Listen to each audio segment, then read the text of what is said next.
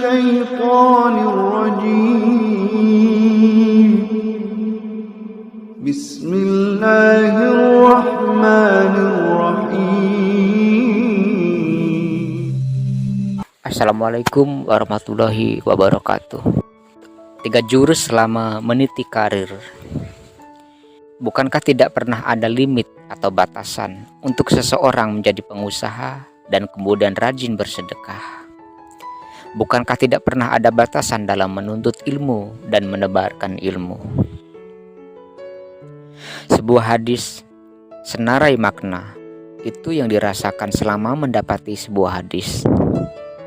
Selalu ada lapisan makna baru seturut usia dan pengalaman hidup. Begitu pula yang didapatkan dalam sebuah hadis yang barangkali Anda sudah sangat hafal ini. Jika seseorang meninggal dunia, maka terputuslah amal-amalnya, kecuali 3 hal. 1. Sedekah jariah, terus mengalir. 2. Ilmu yang bermanfaat. Dan 3. Anak yang soleh, yang selalu mendoakan dua orang tuanya. Hadis riwayat Muslim.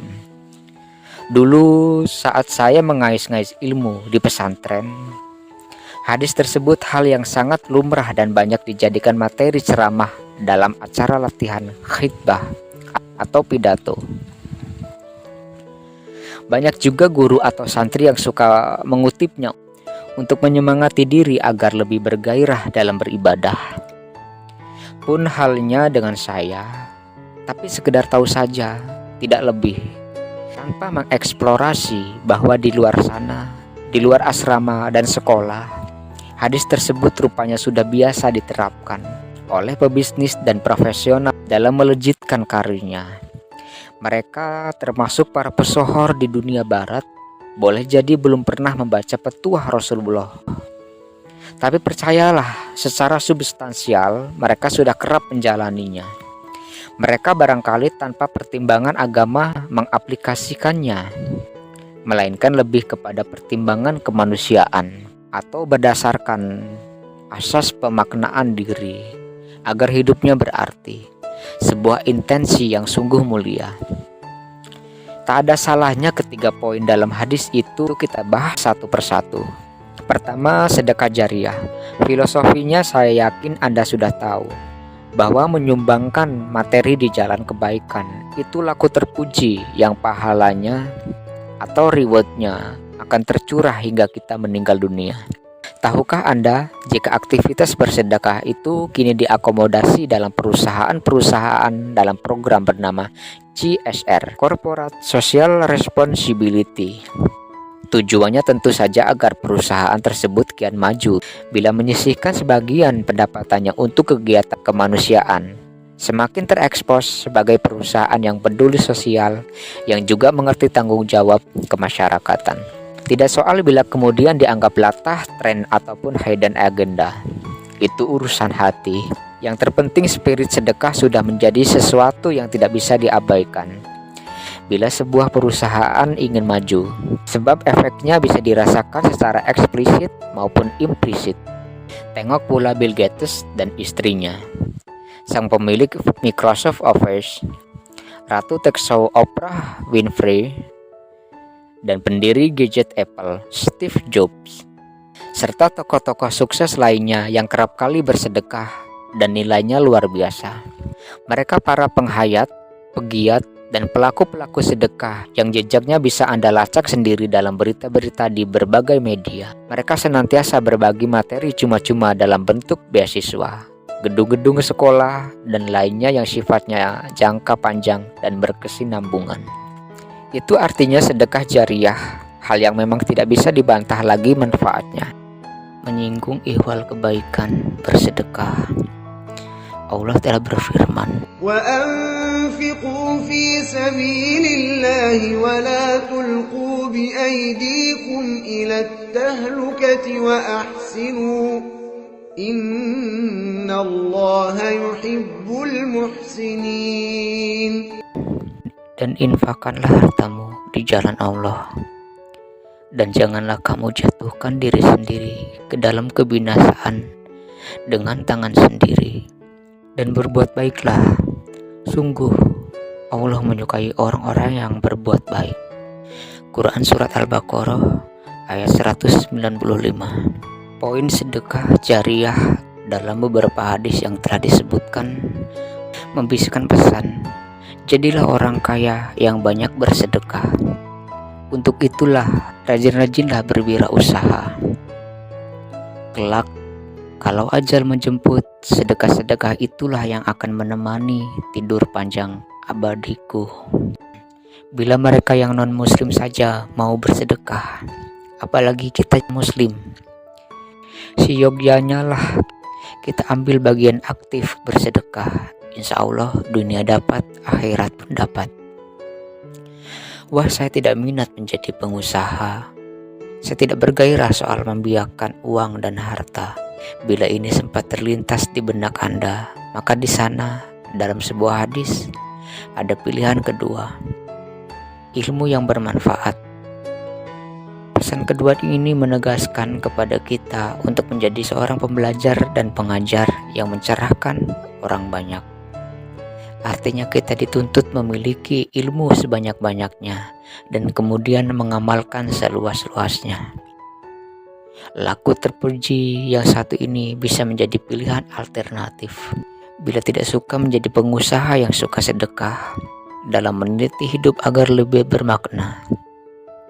Pesannya sungguh jelas, ingin mengatakan, jadilah guru, dosen, ustadz, penceramah, atau ilmuwan yang mencerahkan banyak orang agar tidak jahil dan batil, agar tidak tersesat di jalannya. Lihat saja ilmuwan muslim yang karyanya hingga kini terus digunakan sebagai sumber rujukan pengetahuan, baik di timur maupun di barat. Buah pemikiran mereka yang bermanfaat dan berharga itulah kiranya yang kelak menemani tidur abadi mereka selama di alam kubur. Raganya sudah tidak ada, tapi karya-karya ilmiahnya masih terus hidup dan mengalir, mencerahkan orang banyak. Bukankah banyak di antara mereka lantaran bersetia di dunia ilmu juga memiliki level kemanapun ekonomi yang menggembirakan? Artinya mereka tidak harus terjun di dalam dunia perniagaan, cukup menggeluti dunia ilmu yang ia cintai. Ia tidak hanya mendapatkan pengetahuan, tapi juga berkecukupan materi yang tanpa mereka duga-duga. Derajat mereka luar biasa lantaran keberkahan ilmu yang dikuasainya. Tak aneh bila Imam Syafi'i pernah berkata, "Aku melihat pemilik ilmu itu akan mulia meskipun ia dilahirkan di tengah keluarga yang buta huruf. Ilmu selalu dapat mengangkat derajat pemiliknya sehingga semua orang mulia menghormatinya."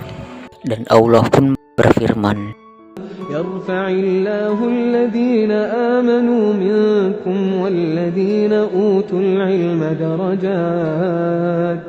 Allah akan mengangkat derajat orang-orang yang beriman di antaramu dan orang-orang yang diberi ilmu beberapa derajat. Quran Surat Al-Mujadalah ayat 11. Menjadi pengusaha sekaligus ilmuwan, barangkali ada di antara Anda yang justru menjalani kedua-duanya. Wah, sangat luar biasa. Berbahagialah Anda bila demikian adanya, karena sejatinya memang banyak contoh figur demikian di dalam kehidupan kita.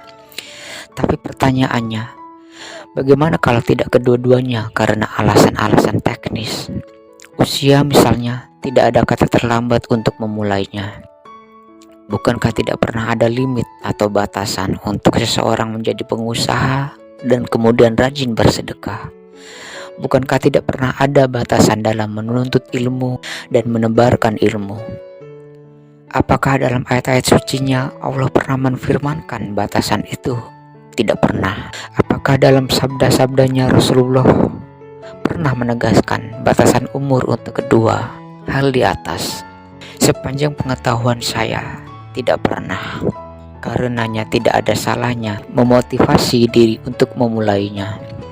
Soal hambatan dan rintangan apapun bentuknya yang menghuni benak Anda, percayalah itu sebetulnya kekhawatiran yang melemahkan Anda untuk berkarya. Semua itu sebetulnya selalu disediakan jalan darinya. Selama niat Anda luhur, saya yakin dia tidak tidur. Dia akan menuntun titian jalan kebaikan yang Anda tempuh. Bismillah, mulailah. Walaupun itu Anda anggap sebagai secuil langkah terakhir, ihwal anak yang soleh. Kita semua mafhum bahwa anak adalah salah satu investasi terbesar dalam kehidupan. Karenanya memiliki anak soleh adalah idaman orang tua, siapapun ia, apapun latar belakangnya. Anak solehlah kelak yang akan meneruskan nilai-nilai positif yang kita bangun. Anak solehlah kelak yang akan membuat gulita di kubur Anda menjadi terang benderang karena doa-doanya. Anak soleh yang nantinya akan mengharumkan nama Anda bila Anda sudah dipanggil ke haribaannya. Dan tugas menjadikannya soleh sejatinya bukan bersumber dari mana-mana. Ia pertama kali bermuara dari Anda sendiri, orang tuanya. Karenanya bila Anda sudah berniat dan memulai salah satu, janganlah melalaikan keturunan Anda, anak-anak Anda, generasi matahari Anda. Sediakan waktu untuk anak-anak mengeja kebaikan-kebaikan hidup, sebab mereka anak-anak itu merupakan tolak ukur dalam menilai sukses atau tidaknya Anda dalam meniti karir.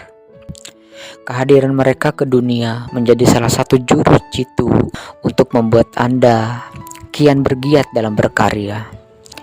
Karenanya mensalehkan adalah berkah khusus tak ternilai yang di dalam hadis tersebut sebagai salah satu amal yang kelak bila maut menjemput Anda bisa tersenyum menyambut kematian.